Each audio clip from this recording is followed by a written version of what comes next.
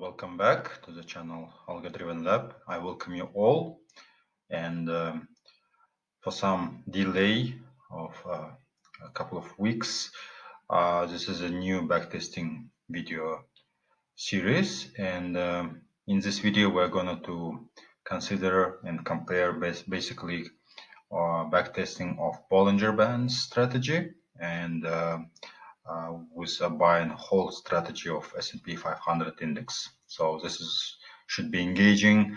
Let's stay with me, and the results will be interesting for you.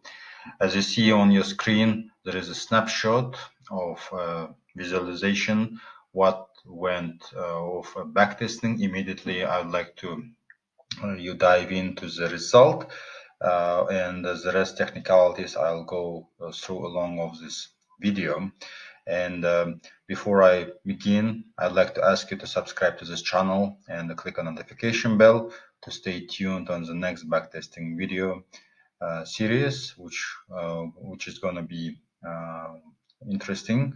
So let's start and do one by one. So basically, unlike the previous video formats, I'm starting from the result from the visualization tool, and immediately, as you can see, what went interesting is that if we backtest this strategy, which I'll explain a bit later, the logic.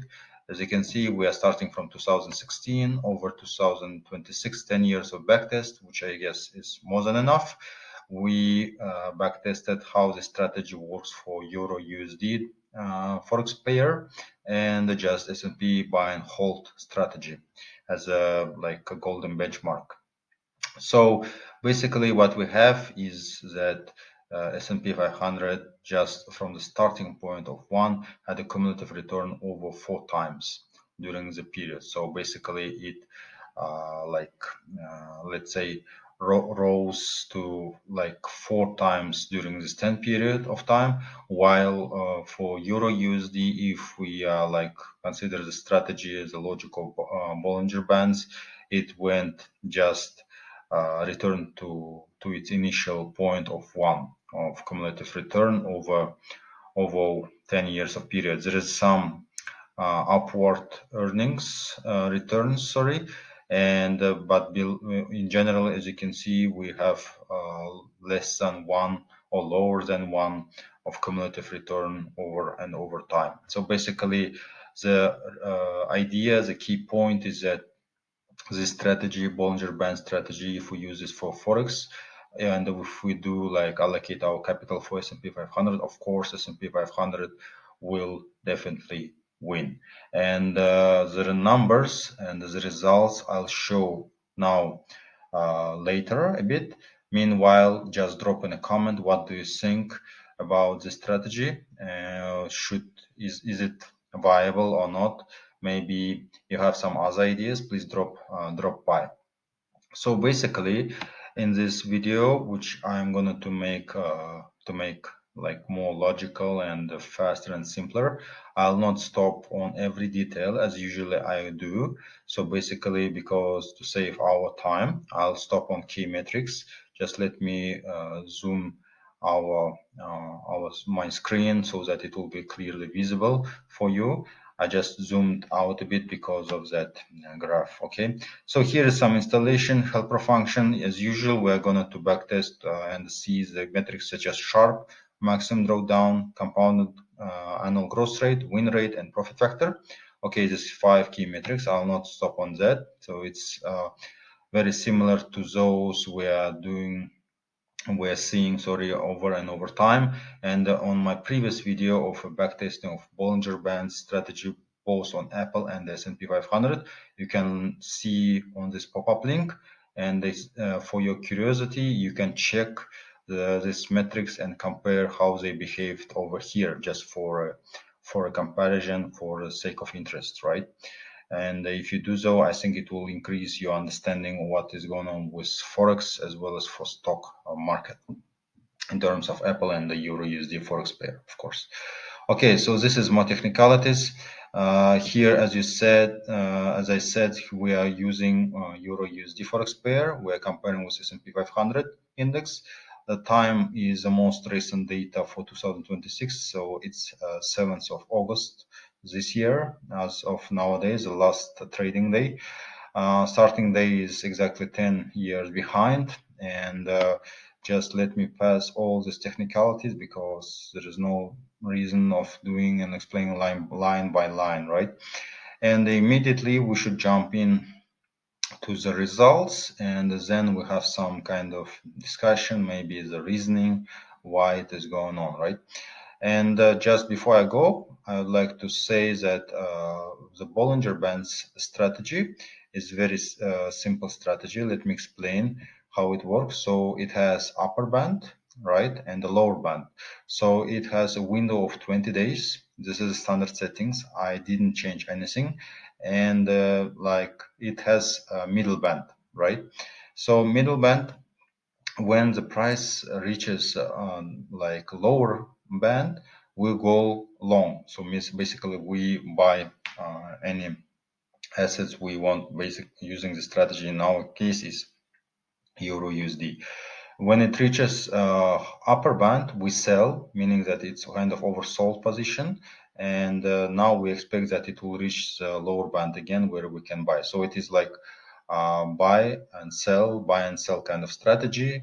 And it's like decision points is on bands, right? And sometimes it happens that middle band, the price from middle band can go upward or can continue going downward. And for that reason, I am not going to stop and explain the kind of harsh things from stats. So this strategy uses two standard deviation from the mean, right? And the two standard deviation just basically. And the window of 20 periods, typically 20 trading days, is used for the calculation. So this is a basic one. I didn't change anything. And this is just our logic. So if we go down, here is just in simple words what is going on. So basically, this strategy generates a buy signal when the closing price crosses below the lower Bollinger Band, indicating potential oversold condition, okay? A sell signal is generated when the closing price crosses above the upper Bollinger Band, indicating a potential overbought condition. Positions are held until an opposing signal is generated. So basically, a very simple strategy. It shows a good volatility. Sometimes upper and the lower band can shrink, sometimes can expand. Basically, it shows us also the volatility of the particular asset. Okay, so this is our strategy in simple words. What I explained above is more technical. Here, as you can see, plus positive one, negative one, meaning that we're going here to go long or buy. Here we're going to sell or short. Okay, this is it. So what we're going to do next is just calculate returns, equity curve. Basically, we're going to consider a comparison at the end. Don't worry, don't think you need to memorize the results. It's very simple enough. So basically what we'll do, we'll stop here for performance metrics for Bollinger Band strategy. For that, we used EURUSD Forex pair as a reminder. And here is the result, just a preliminary. Don't worry, at the end we'll go to aggregate table and we'll compare it with S&P 500. Basically what we have, Sharpe ratio, it's very good, very important like factor for risk reward kind of attribute. So as you can see, it's just around 6% or 0.06.